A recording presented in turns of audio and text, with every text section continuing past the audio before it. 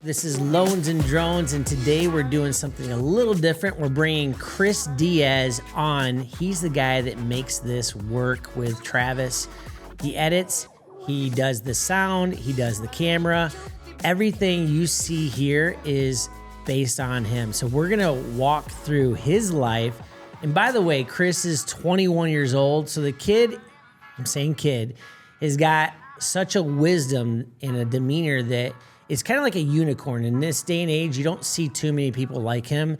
So we're going to walk through his life and see what Chris has to offer Loans and Drones. Let's go.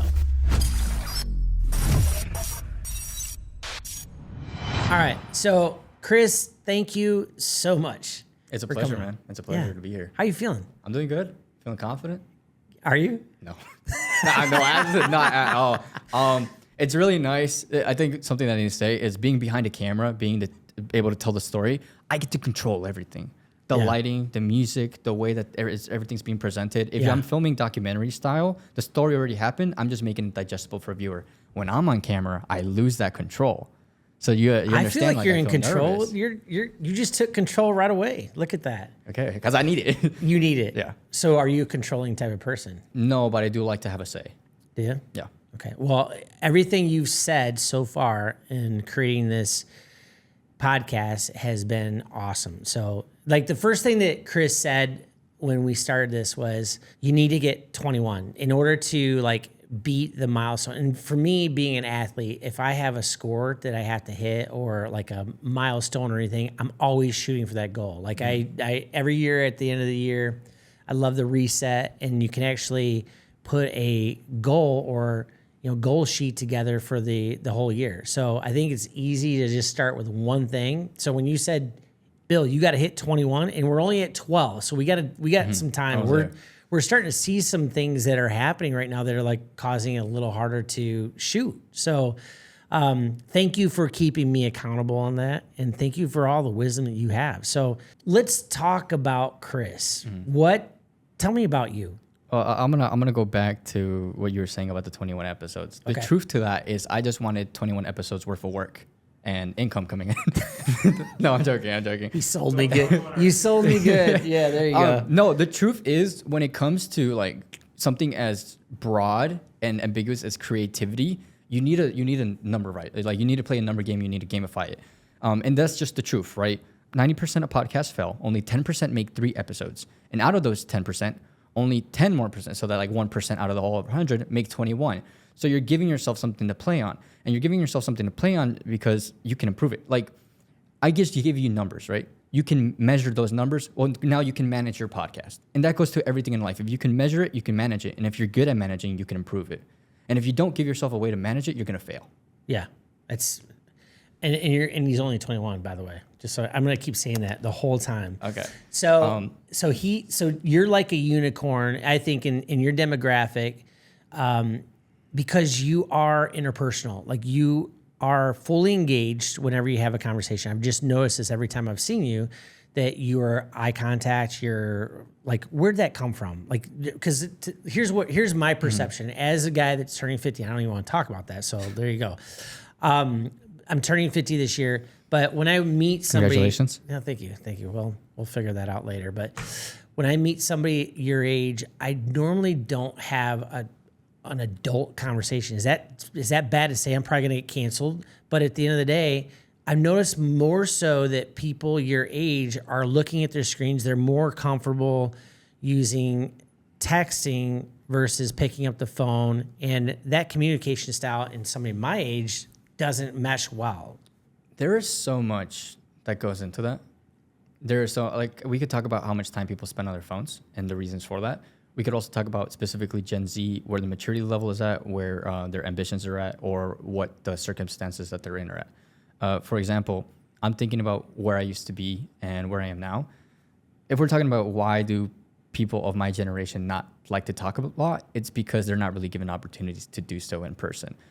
Besides the school, right? We're in school, we're always with people, and then you see a lot of high-performing just individuals. They kind of start to fail once they graduate high school because they're not in like these set conditions where you're graded on these specific things. You're graded on how you did on your PSAT. You're graded on how you did on the fitness lab. And part of it to me comes about having a third place. Do you know what a third place is? A third place? A third place. No, I don't know. A third place is a theory suggested by a sociologist named Rob Olgenberg. And it's besides home and work, you need to have a place where you can share ideas and kind of enjoy and all that. And I think for my generation, that's kind of been taken away, especially in middle class suburbia. If you need to go if you want to like hang out with friends, you need to go somewhere and spend money. Whereas, you know, if I'm going to go to my past, like there was a point where my family was kind of homeless and I lived in like these low income apartments. And even then there was community centers. Even then there was parks where all the kids were at while the parents were making things meet. Now that things are better, it's almost like I have less of those connections. And if I remember correctly, even with our generation, I think the numbers were that people between the ages of 15 to 24 from the year 2000 to the year 2020 spend 70% less time hanging out with friends in person. So if you either have to go places, you probably don't have the car, and you have to spend money, or you have the free alternative with the internet and your phone and constant dopamine, which one are you going to choose? Wow. Yeah. Huh. So wait, so let's back up a little bit. So you said that you were in a kind of a community, you know, you said lower housing. Is that what? Yeah. So like tell me about this. So that is where I feel like there's something there that you just hit on that needs to be addressed, where it's like when people are together or forced together, no matter what income level, there's more intimacy and better quality of relationships? Or would you say? Definitely when the money was tighter, I did feel more happy around people. Really? Does that make sense? Yeah. And even with school. So funny story. And I think that's kind of like what got me into video. I used to vlog. I used to do YouTube all the time. And I kind of prospered in school. I was doing fantastic. I had a weighted like 5.3 GPA, which is pretty good. And like I was posting videos every week, and it didn't matter whether like the money was good or not. I was just always posting. I was always creative. I was always hanging out with people. And it's not until COVID that I felt like everything just hit the fan. Like I don't know what to do. I started becoming very self-conscious. I started being filled with self-doubt, and there's just something that happens when you get isolated from people. And we kind of felt this on a wide scale, like because of the pandemic. I remember reading that in the first year of the pandemic, almost all of America reported having an average of a 16% decrease in their network size. How do you think that's going to affect people in their mental health? Right. It could be any condition for that matter. We're talking about economically, we're talking about just social, even geography, things can change. But if you just decrease like the amount of connections you have, it's going to affect you mentally.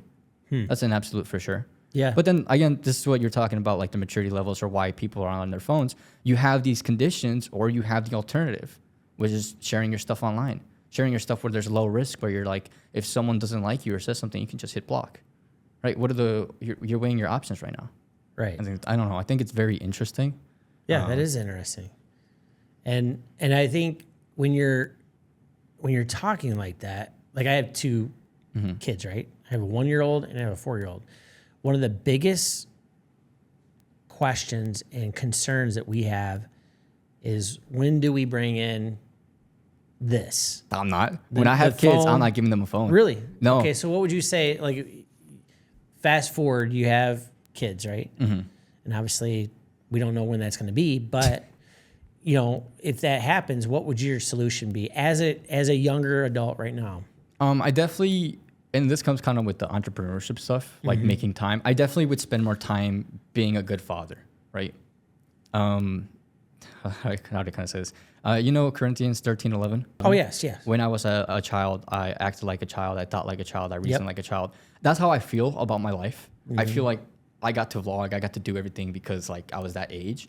When I become and I can always feel my personality changing. When I become a father, I'm gonna act very differently, and I'm gonna be more disciplined with my kids. And that means like there's not gonna be there's not gonna be like phones. I'm gonna be a lot more into camping. I'm gonna give myself numbers where with the wife we gotta go out every 2 weeks. With the kids and the family, we're gonna go out every 2 months a week in a way to do something. I know I'm gonna be a lot more hands-on with them, and I don't know if we should get into politics, but I want to be a lot more with them so I can tell them about my stories or like how to use the Bible as a guidance, because I did have that. Because the alternative is them being raised like I was online. You were being raised in communities and echo chambers that could be changed by policy. That's a big fear I have. I know it's so weird, but it is a fear I have that like, who is going to be teaching my kids? Is it going to be me and my ideologies, or is it going to be things that I don't even know? Yeah. Wow. I know that's kind of like a weird tangent. No, but, not at all. Not at all. I think these are, well, it's nice to hear somebody, and I sound like an old fogey, but somebody your age talking with wisdom. I think there's a difference between knowledge and wisdom. Wisdom is how you are going to be, and like it's a deeper rooted, foundation, I guess. Mm-hmm. So when you think of foundation and how you're raised, what did that look like? So I actively actually went and sought out a lot of father figures. Okay. In 2009, my parents got divorced. And I'm not trying to play the victim card here, but that happened, right? That happened. Sure. I didn't have a father figure in my life. So what I did is I kind of delved myself into extracurriculars. So there was always, I did drum set. There was always a coach, Mr. K, I'm going to say that. There was always a teacher. There was always an extracurricular coach. I was trying wrestling. I was trying football. I was doing track. I was always learning life lessons somewhere else. And I was always being taught by a mentor. And even now with video, I have a great mentor. I have the best mentor in Chicago, in my opinion. Who's that? I don't know. Maybe he'll show up. I don't know. I don't think I've met him yet. But yeah, we'll call him Mr. H. Mr. T. Mr. T. I think his name is Trevor. Trevor? Yeah. Oh, okay. There's a couple of Trevors I know. But the reason that I'm not really saying I'm great at listening, but the reason I always wanted a mentor in my life is because I feel like when I look at the world that we have, the technology is always new. Like you talked about this with Alan recently, right? Like the technology, it's the fastest it's ever been. It's also the slowest it's ever going to be, right? And to me, I'm thinking, well, technology is moving so fast. Processes are moving so fast. Like how much has the world changed since the industrial age, the industrial revolution? But something that, I don't think has changed is literally this blob of cells that's processing data in our head. I don't think that's evolved quickly over thousands of years. So what's probably not changed as well? The way that humans can counteract and adapt to situations. So I'm only 21, but every single teacher I had has also been 21, and now there's something I haven't never been, which is a decade or 2 decades or 3 decades older. There's stories there that I haven't experienced yet. So as we talk about the blob in your head... Well, that's what it is. It's just a bunch of cells. Are you going to tell me that I'm like super smart and I'm thinking, no, it's just a bunch of neurons that are somehow acting together. And I'm thinking, hey, Bill, thank you for being on the pod. I can somehow make sound that is like sending an idea that you can process and react to. Sure. Isn't that crazy? I think it's amazing.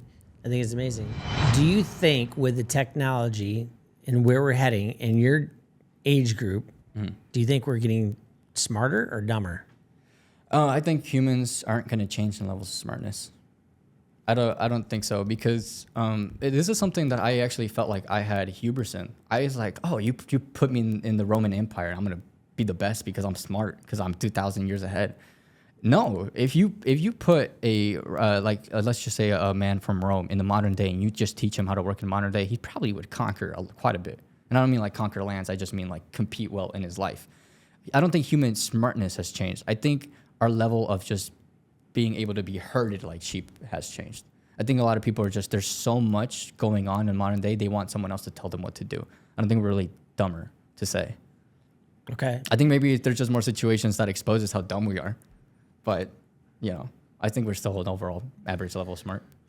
So when you're looking at two different demographics, whether it be my age or your age, how would you tell both sides to relate to each other? Like if I'm a parent and I have a kid that's like constantly on the phone, obviously you could say, oh, get him off the phone and put it in a jar or something. But how does that parent relate to that child? Or like, not child, it doesn't have to be a child, but it could be an adult kid too. Like in your demographic, there's a different world. I mean, I think it's just different entirely from when I grew up. Just because, we didn't have the technology that we have right now. But I'm finding myself at night scrolling through, less engaged with the family, and I'm an adult. Like I'm a parent. I'm married. Like that is affecting my relationship with my family. How would you suggest to communicate with your age group? That's a very big question, and I don't have all the answers. What I can say, just the top of mind, and I think it's like the most basic thing to say, but it needs to be said to everyone who's like Gen Z, right, or on the younger side of like millennial. Just listen more. I know it's gonna suck, but just listen a little bit more. Like I know this is a weird line of talking, but we've only ever been 14 once. Our parents have been 14 before, right? We were only becoming 22. They've been 22 before. So just listen a little bit more. Parents, chances are, because of all the negativity in the world, your child is coping in a way because they're just worried or anxious. So what kids need to do more is listen and understand, and what parents need to do more is provide reassurance. Interesting. I think that's a good building block. Wow. You think kids are worrying more? Oh, absolutely, dude. Absolutely. Really? Absolutely. Yeah. What do they worry about? See, this is politics, and this is I don't even know where I lie. That's okay. There's so many people in my generation who are like worried about like economy, like economic status, which is understandable. Global warming, also understandable. Whether they're ever going to be able to buy a house, or like politics with like the elections. Like, I mean, this election year, there's things we're going to be feeling really divided. There's just so much. There's not one solution. But what is a problem is, and if I remember correctly, this was an article made by Laters, which is a social media company. But she said over 38% of Gen Z spends over 4 hours on Instagram. How much? A day, over 4 hours. 38% of my generation spends over 4 hours on social media. So it's like, if you're using a platform that's constantly feeding you negativity, how are you going to feel? On top of just being in a world that just feels negative overall. Yeah. Well, and then the other thing too is I find myself thinking this is you start comparing yourself. So my wife, I don't know how she does it, but she can always look at both sides of, if you're talking policy or politics or anything, she looks at both sides. Yeah. She can hear both sides. But she always has a really good central like response and very kind of empathetic response to everybody. And she goes, Bill, comparison is a thief of joy, which is a quote.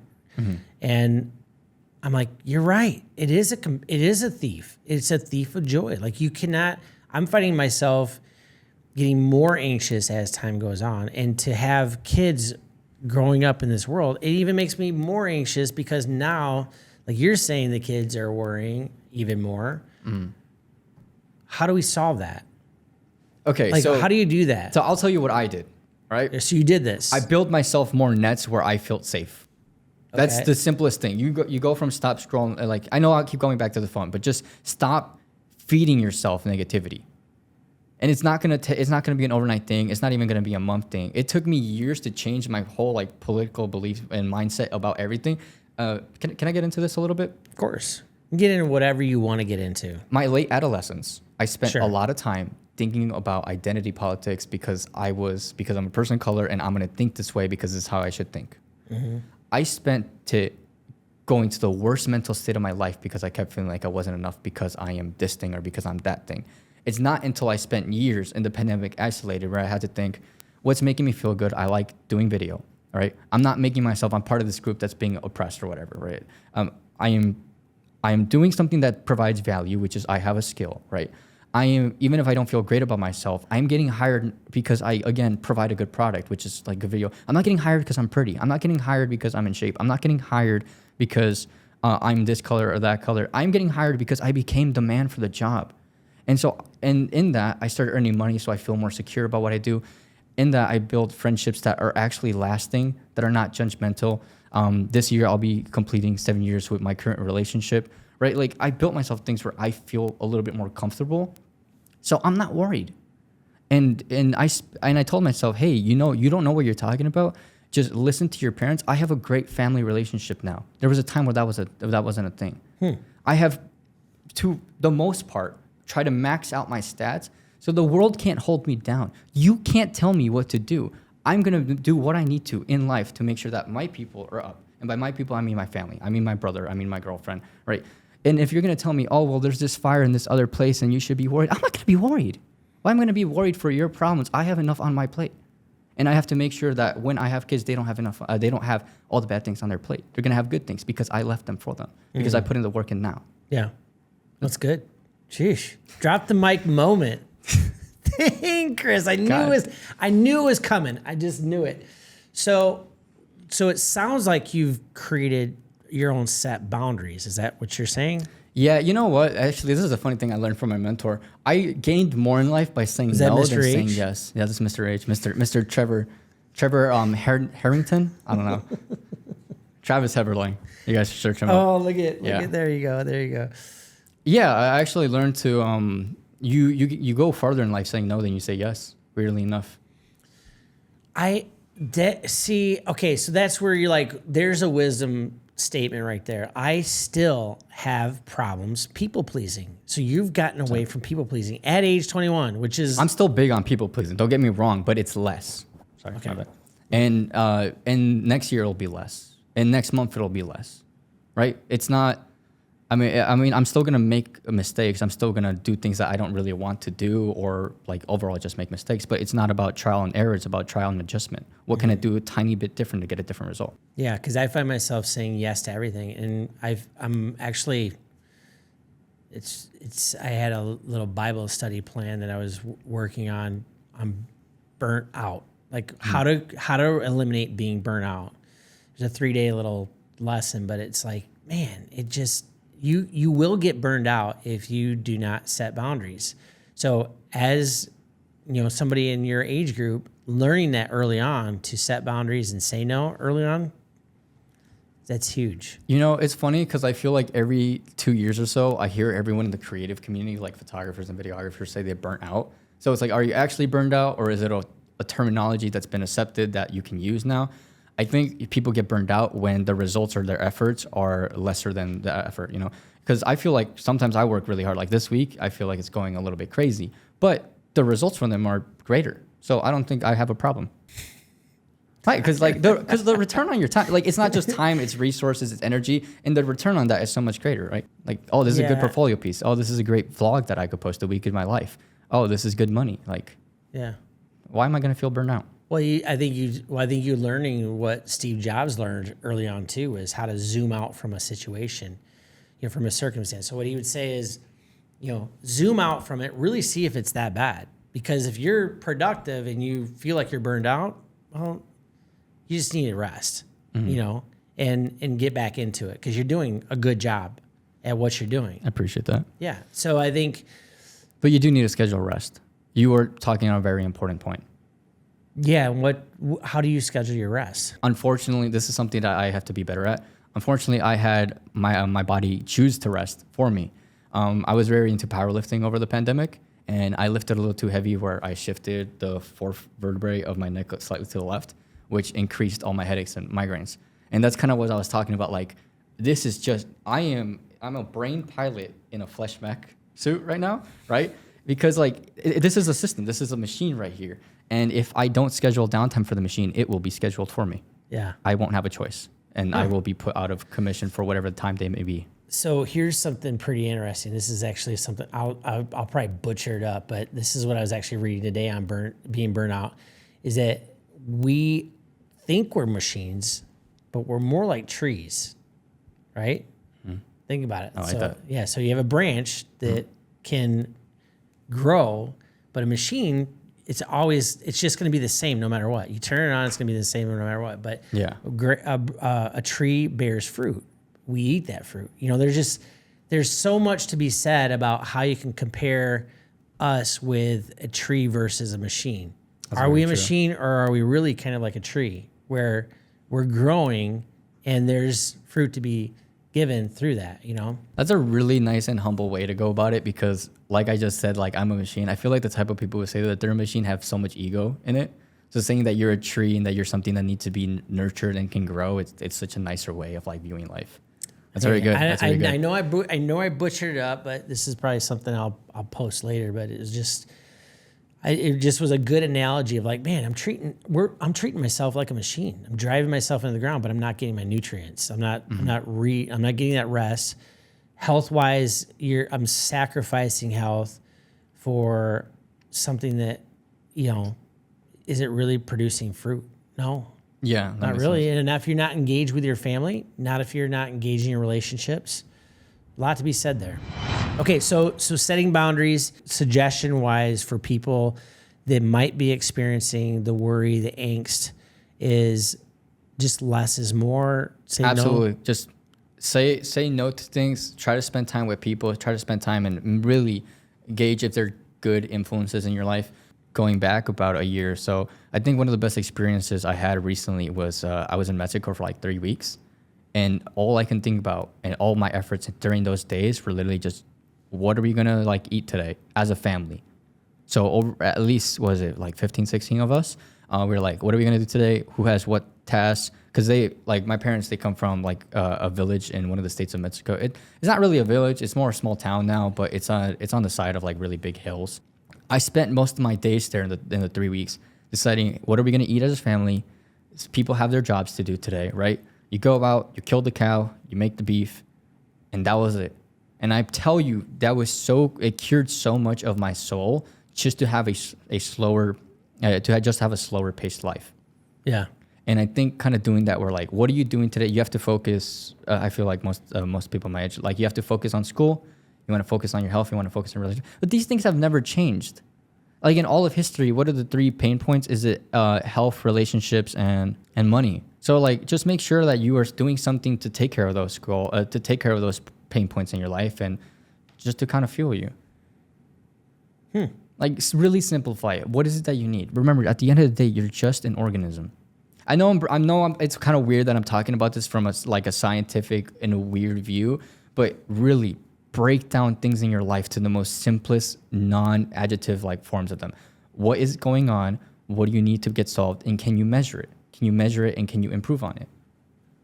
Because I promise you, even if you don't change a thing, if you start measuring your weight and your BMI every day, you will see results just because you're going to make tiny little decisions. You don't even have to start working out. You're just going to stop eating slight thing, maybe only drink water. You're just going to make tiny decisions because you're constantly seeing those numbers. And you want to do better. Mm-hmm. What human doesn't want to do better? Yeah, I mean, going back to the social media though, you're constantly comparing yourself. Yeah. You know? Yeah. Somebody pops up on the screen, all of a sudden they got an extra set of abs that you didn't have. You're like, oh, great, I give up, you know? Yeah, I don't have enough knowledge for that. I kind of like steered away because I didn't want to think about it. Because even if I'm educating myself with good intentions, I'm probably going to start thinking negatively, looking at that sort of information. So I don't know, but I mean, time will tell how much we've been affected by social media. We're seeing like studies now. And then time will also see how much we got affected by filters. Like, I want to see what the number of people who only use Snapchat and their mental states will be in 10 years versus the people who only were on Facebook or MySpace in 10 years after they used it. I want to know what those numbers are when they come out, because they'll paint a really good picture of what is going on. Because I know Silicon Valley had those numbers. They were exposed for it, but I don't have that information on me. Yeah. But it's getting measured somewhere. Yeah. I mean, going back to your Mexico trip, I had an experience where it was down in Kentucky. Mm-hmm. It was at a kind of like a small little mission that we went down to a kids camp. Didn't have any reception at all. And this is back, I don't know, 15 years ago. And this is when I still had a cell phone, but didn't have a good reception at all.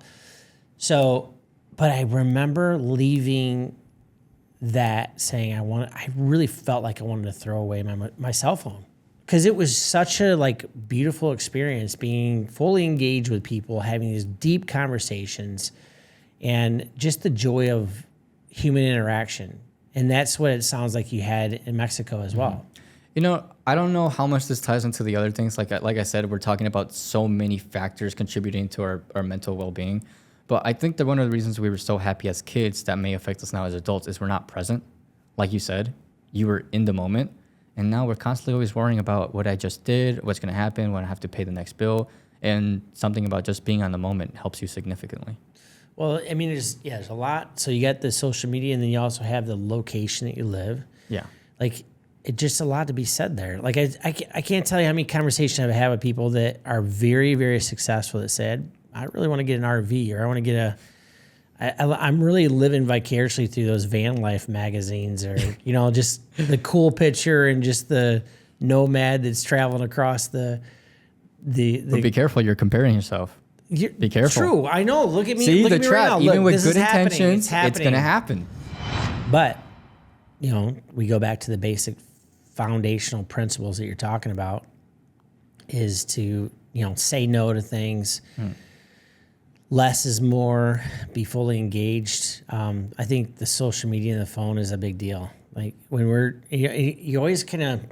It is, but it's also not. What do you mean? Because social media, and like we keep talking about it, social media is just a tool. At the end of the day, that's all it is. And we've let it dictate how we treat day-to-day life. But for specifically my generation, teenage angst has always been a thing. So all we have is just something that's kind of capitalizing on that. But if I look back, so my life, if I look back at, if I had a camera, oh my gosh. I mean, think about it. Like look at our president, like 20 years down the road, 30 years down the road is going to have high school video of every. Oh, I've thought about this. You know what I'm saying? Like I've thought about this. Our future leaders are watching Cocomelon right now and Bluey.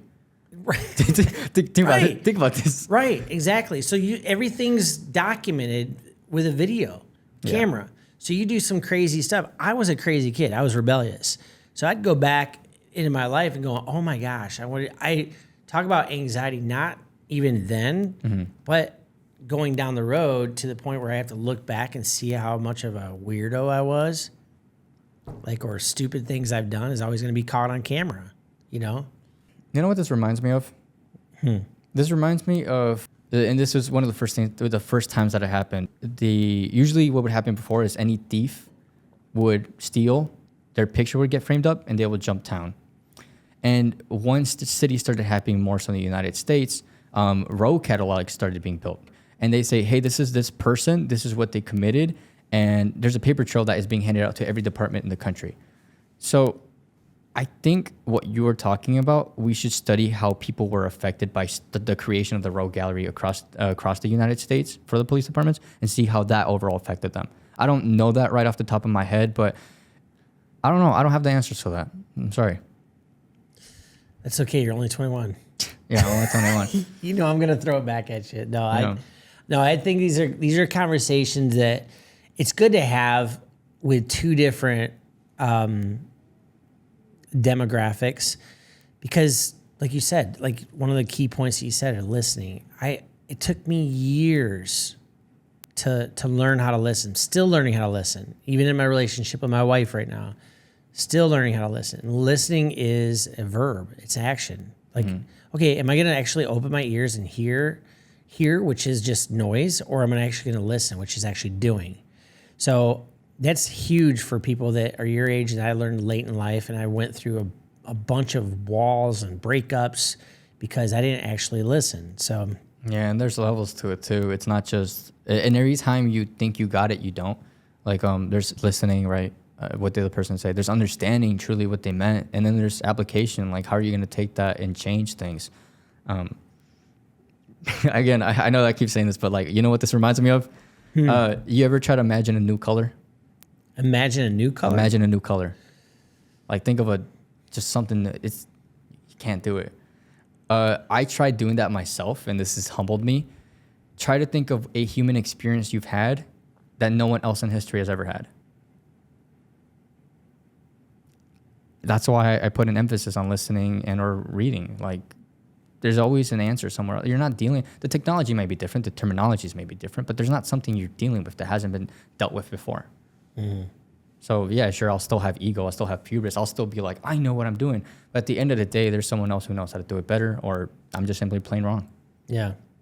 Yeah, I heard this from Mel Robbins the other day. She's got a lot of deep thoughts like you too.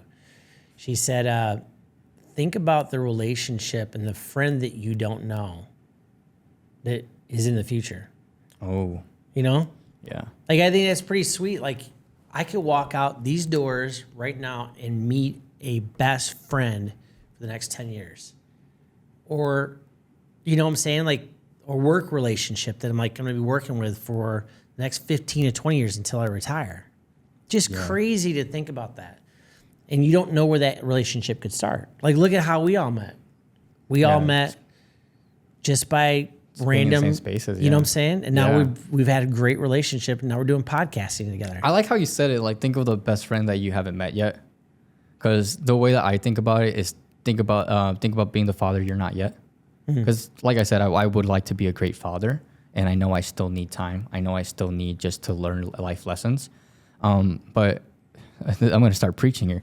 I would like to preach. I would like to tell people, like when I was growing up, people, I was an altar server 7 years, and every single one of those years, people thought I was going to become a priest. I do know that in my trajectory, in my career, I would like to speak to people. And like you said, like think about the person you've never met. I try to think about who could I like give a lending hand to. I know I just turned 21, but I've always been big on no drinking, no smoking, right? Because think about like the days you haven't lived yet.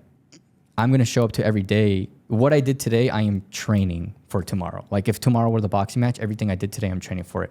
Everything I did the next day, I'm training for another thing, right? So I want to train my best and perform my best to show up 100. Because if let's say I missed out in the gym. You hit the gym this morning, despite the circumstances, you went and worked out. But if you didn't, well, tomorrow you would be like at 97%. Yeah. If you drank, you would be showing up at 90%. So and then like 87 or 50. Or at the end of the day, the next day you live up to, if you treat it like a boxing match, at what level are you performing at what percentage of what you could possibly be? And with the whole drugs thing that I keep, even though I just turned 21, I've always been, and I still will be, no on like no substances, because why would you poison your body? Why would you set yourself up to fail? That's good. I need to hear that. That's good. But like I know I'm still young and I just can't. I know this.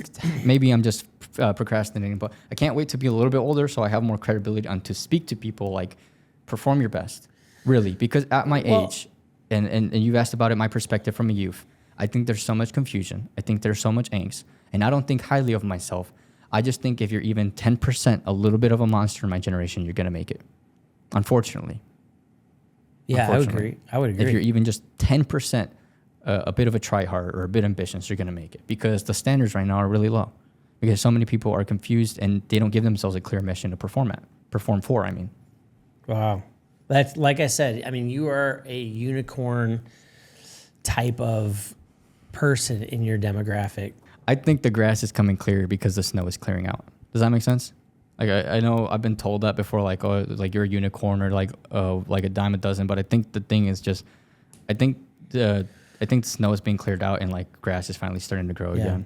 Yeah. And I think, you said it with your side of it that they need to listen. But from our perspective, like just what you just said about the drinking, I need to listen to that. You can learn something from anybody, anytime, absolutely, any age, anywhere. Like I think that's where wisdom truly comes from, is if you can actually ask questions to learn who somebody is. That's what I'm loving about this podcast, by the way, is that every time I get on here, I learn something new. Doesn't matter who it is, doesn't matter where they come from or what age they are, that I can actually learn something. And I'm like, it winds up becoming like a selfish thing for me, because I'm like, okay, no matter what, no matter where this goes, no matter where this goes, I'm still learning something every day by talking to people. Yeah, and I learned it even more so, I would say, because I have to rewatch this episode 3 times through to make sure that the quality is up to standards. But it's not just the podcast; it's every leadership summit I edit. It's every like business event that teaches you marketing or teaches you sales. Every single thing that I touch and have to rewatch for like quality approval, I'm just kind of ingraining it. And I think it's a good thing, because like I go back to the whole like I'm literally just a sentient like clump of cells. Right now, I am playing on the fact that I am a sponge. Like literally mentally, I'm at the age where I'm a sponge. So I can play on the advantage of my card on the table, that I can absorb as much information as possible. Eventually, I won't have that, but I maybe have more time. I maybe have more money. So which resource can I use to my advantage and play so I can compete and level the playing field? Right? Yeah. So right now, I know I'm just talking a lot and I'm just saying like what other people have said better than me, but this is the superpower I have right now. And when I'm 30, I'll have something else. Yeah. And I just got to figure out what that is. Yeah, and you have to adapt. I mean, I think one of the things I learned early on was, when you walk through life, you have to hold your hand out like this. The minute you start holding on too tight is when something is taken from you. So allow yourself to adapt to the change in the environment, which is what happened. Like you learned this early on, it sounds like. Where's that from? Where's the hold the hand out thing from? Well, that was a Dave Ramsey. Dave Ramsey used that analogy when Financial Peace. I think I recall. I think I'm getting it confused with something else, where it's like if you're holding onto a rope to guide you, but if you hold on too tight, you'll get rope burn or something like that. Oh, okay, that makes sense. I don't know if that's where it was, but I remember hearing it somewhere. There's a lot. That's the thing about the sponge. You got to make sure you're actually retaining the right information. No, yeah. I mean, it was a Dave Ramsey that was I was teaching financial peace one time, and that's one thing he mentioned. But you can relate it to no matter what, whether it be money or whether it be relationships. I mean, the minute you start holding on tight to anything, is the same time that's going to be ripped from you. You know, so I think because I've had a lot of growing pains through life with relationships in particular. And that's one of the things I realized, okay, well, no matter what, I have to walk through life and just allow things to change in front of me. It's how I respond to it is what really matters, you know? Yeah. That's deep. Sorry. That's deep. That's like a war strategy right there. You know that? Well, I'm trying my best. The Romans, they love their aqueducts. Yeah. They loved their miles of concrete that would supply water from northern lakes, and they loved it. If that is the only supply they have of water and they're holding on dearly, that's their pride and joy. Well, the second another nation decides to cut off the supply, they're out of everything. Yeah. Right? You've cut them. You turned their thing that was an asset and you turned it into a liability because you're too attached. Well, you're also into the martial arts too, right? Yeah, and I learned a lot of life lessons from there. What about Bruce Lee? Remember he used to talk about water. Yeah. You have to be water.